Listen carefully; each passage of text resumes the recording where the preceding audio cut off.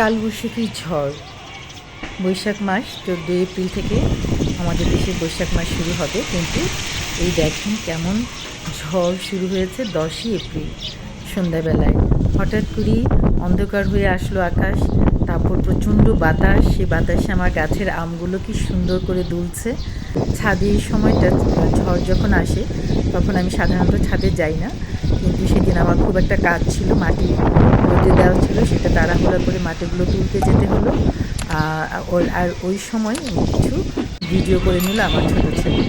দেখেন আকাশটা কেমন অন্ধকারাচ্ছন্ন, কেমন মানে মেঘ জমেছে আকাশে, এবং কিছুক্ষণের মধ্যেই কিন্তু বৃষ্টি হয়ে সেগুলো মাটিতে নেমে আসছে, এবং মাটিটাও ঠান্ডা হয়েছে, গাছের পাতাগুলো ধুয়ে গেছে।